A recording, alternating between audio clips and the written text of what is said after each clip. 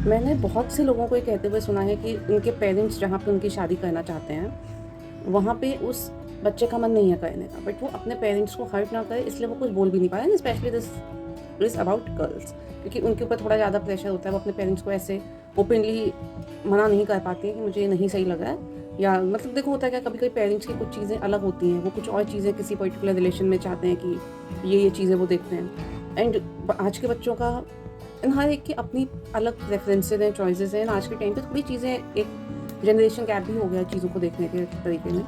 तो इस सिचुएशन में उनको समझ में नहीं आता है कि वो कैसे अपने पेरेंट्स को मना करें, क्योंकि वो मना करेंगे तो पेरेंट हर्ट होंगे।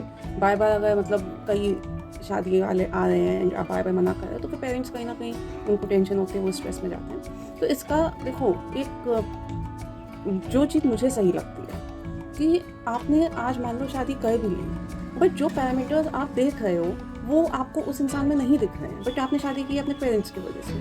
बट एट द एंड वो शादी आप ही को चलानी है, वो आपके पेरेंट्स नहीं आएंगे चलाने।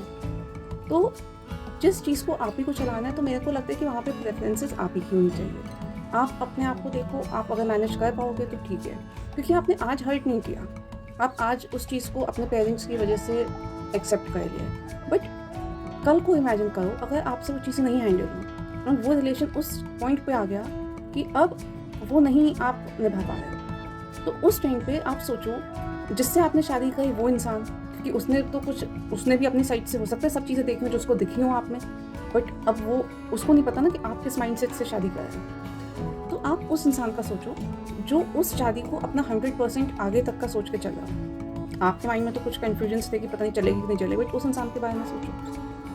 आपने तो उसके साथ इनजस्टिस किया ना, आपको जो भी चीज़ें थी आप शादी से पहले क्लियर कर लेते। कुछ नहीं अगर आपने क्लियर करा तो सामने वाला हो सकता है उस चीज़ को ऐसे ले लिया कि सब ओके है इसलिए नहीं कुछ क्लियर किया है, कि कुछ ऐसे क्वेश्चंस नहीं है या कुछ ऐसे कन्फ्यूजन्स नहीं है जिन वजह से आप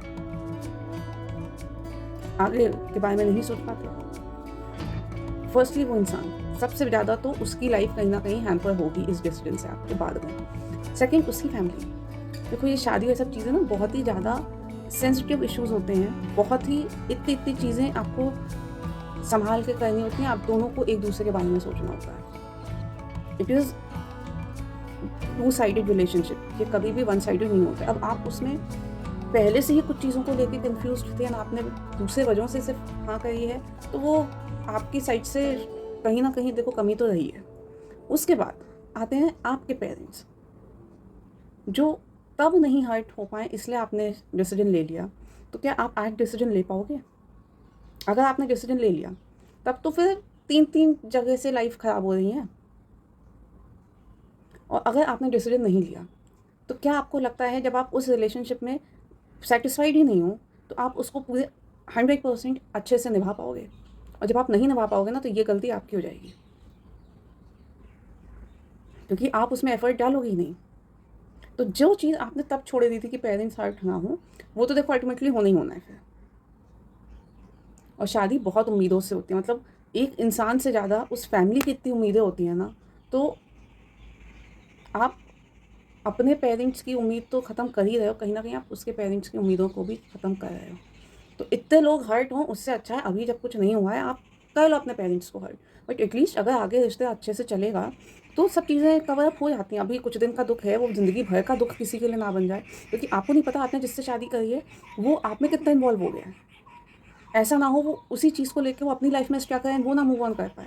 आप तो इस चीज़ के लिए हमेशा से रेडी थे कि पता नहीं वर्क कर पाएगा कि नहीं कर पाएगा। तो आप उस चीज़ के लिए मेंटली प्रिपेयर्ड हो फ्रॉम डे 1, जब से वो रिश्ता आया है आपके घर में। बट आप उस इंसान सोचो, उसने शादी तक के लिए हाँ करी है। तो वो तो ऐसा कुछ सोच ही नहीं रहा है जो चीज़ें आपके दिमाग में चल रही हैं। वो तो सिर्फ़ हो सकता है कंप्लीटली आप में स्टक हो जाए कि नहीं, अब ये नहीं तो कोई नहीं। एंड उसके बाद क्या-क्या स्टेप्स हो सकते हैं वो तो फिर कोई नहीं जानता। वो तो फिर बात की